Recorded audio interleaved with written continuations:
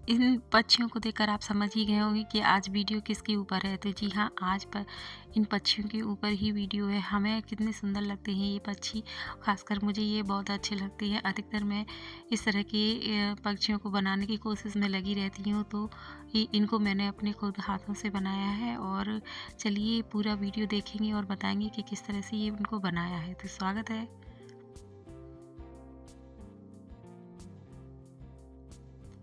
स्वागत है दोस्तों आपका मेरे एक और नए वीडियो में। तो आज का वीडियो देखकर आप समझिए कि हम क्या बनाने वाले हैं। मैं बनाने वाली हूँ इस तरह के दो पक्षी हैं, इनको सारस या बगुला कहते हैं। हमारे यहाँ इनको बगुला बोला जाता है।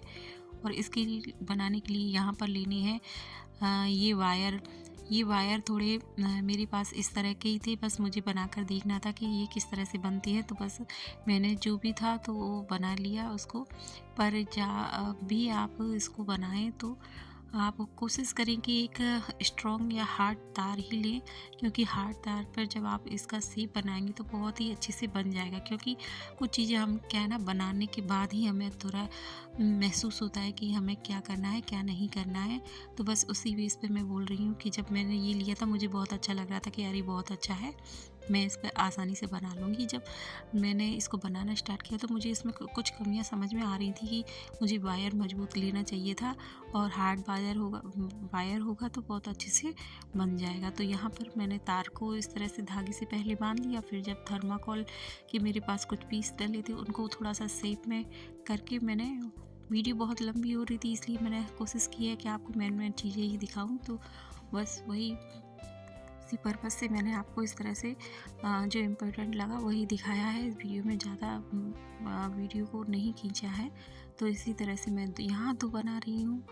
तो दोनों के लिए मैंने इस तरह से बना लिया है और इनके शेप तैयार कर लिए हैं। अगर आपको बीच में ऐसा लगे कि ये निकल रहे हैं या स्ट्रॉन्ग नहीं हो रहे हैं तो लकड़ी की सहायता से और इसको अच्छे से सिक्योर कर सकते हैं। तो ये अच्छे से मजबूत हो जाएंगे, इधर उधर नहीं हिलेंगे। और जब एक इसका कहते हैं ना स्ट्रक्चर बनकर तैयार हो जाएगा तो ये आसानी से बनना भी स्टार्ट हो जाएंगे। तो बस आपको पहले इनकी मजबूती को बना कर रखना है, क्योंकि बेस तैयार होगा तभी ये अच्छे से तैयार हो पाएंगे, स्ट्रॉन्ग रहेंगी और आपके गार्डन में बहुत टाइम तक चलती रहेंगी।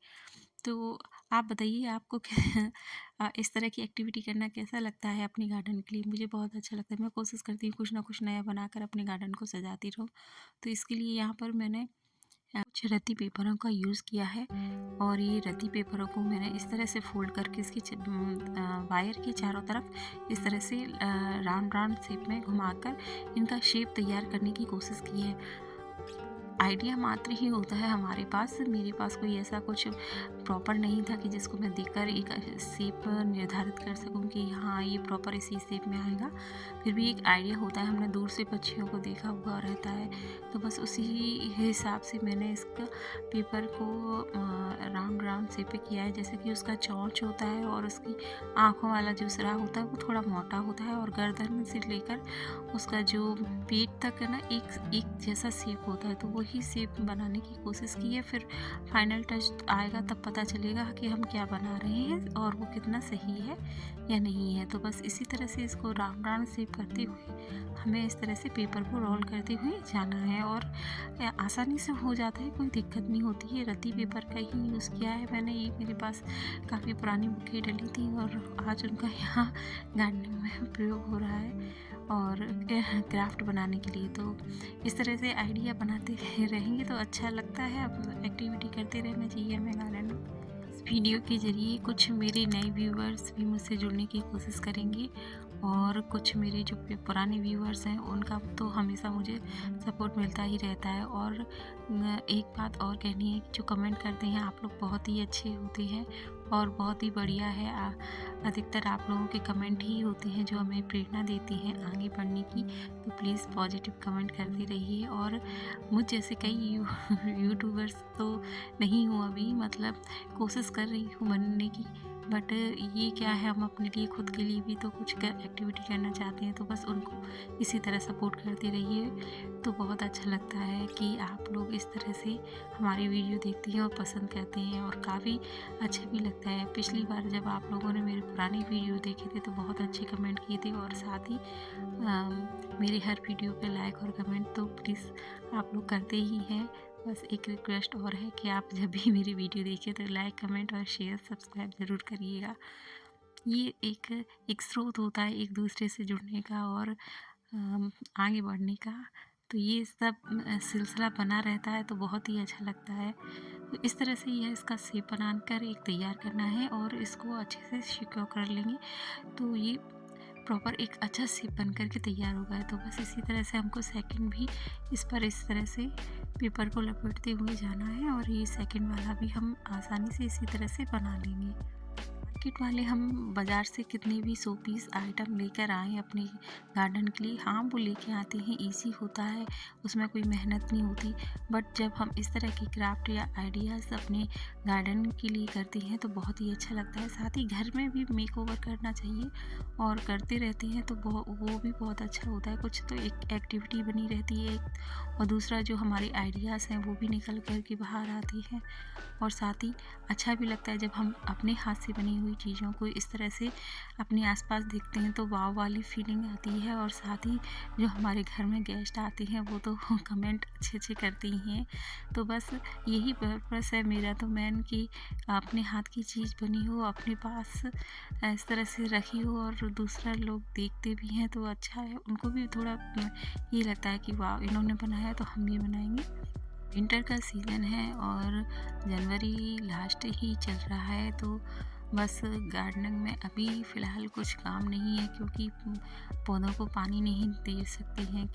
अगर पानी ज़्यादा देंगे तो वो भी गलने और सड़ने का काम हो सकता है, इसलिए हमें अभी अपने पौधों को बचा कर रखना है और बस 15 दिन और थोड़ा रेस्ट कर लेने दीजिए अपने पौधों को। बस उसके बाद हम कमर कस के तैयार हो जाएंगे अपने गार्डनिंग की तरफ। जी हाँ, क्योंकि फरवरी और फिर उसके बाद बसंत ऋतु आएगी और बसंत ऋतु से आने से पहले ही हमें कुछ छोटे मोटे काम कर लेने हैं, अपने पौधों की गुड़ाई भी करते रहना है और साथ ही हमें उनकी कटाई छटाई कहते हैं ना वो सब करके तैयार करके अपने नेक्स्ट सीज़न के लिए हमें अपने पौधों को सेव करके रखना है, जिससे कि अब वो गर्मियों के लिए बहुत ही अच्छे से तैयार हो जाएं।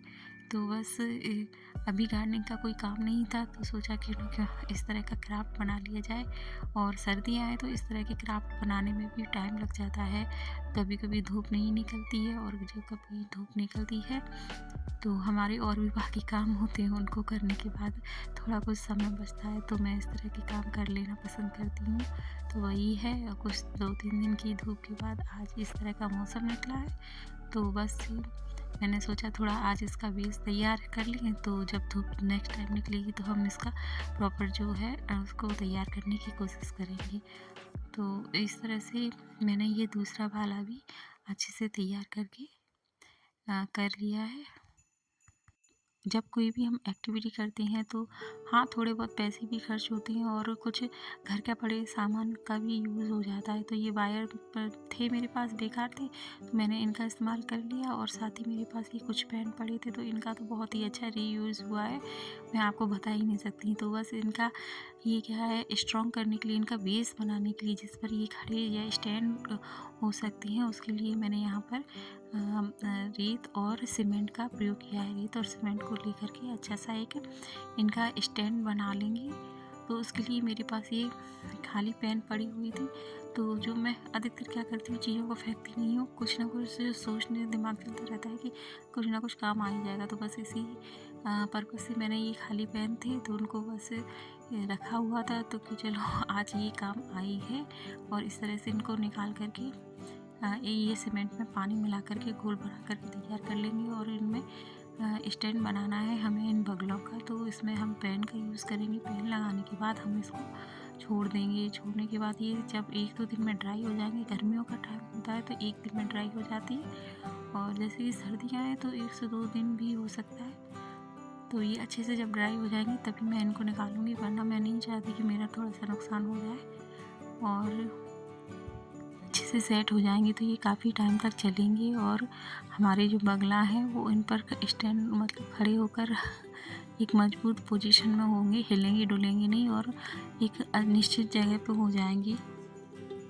पानी मिलाने के बाद एक अच्छा सा इसको मजबूत कर लेंगे और इसमें इस तरह से सेंटर में पेन लगाकर इसको तैयार कर लेंगे और इनको ड्राई होने के लिए रख देंगे। जब ये ड्राई हो जाएंगे तब हम इसमें अपनी बगुला इसमें ऐड करेंगे। तो बस यहाँ पे मैंने ले ली है बॉल पुट्टी। बॉल पुट्टी का कुछ लोग क्या है ना, बॉल पुट्टी का डो बना लेती हैं, डो बनाकर इसका यूज़ करती हैं। मुझे डो से ज़्यादा थोड़ा ये ईज़ी लगता है क्योंकि ये इसमें लिक्विड जल्दी हो जाता है, पर डो भी बहुत बेटर होता है। मैंने आगे डो का ही इस्तेमाल किया है और अभी मैं इसको इस तरह से कर रही हूँ और इसको लिक्विड बना करके इसका इस पर एक हाथ की मदद से इसमें इस तरह से लगा दूँगी, जिससे कि ये अच्छे से इस पर लग जाएगा और सूख जाएगा। तब मैं इस पर दूसरा कोट कर दूँगी। तो ये स्टार्टिंग है यहाँ पे लगाने की और धीरे धीरे इसको लगाते जाना है।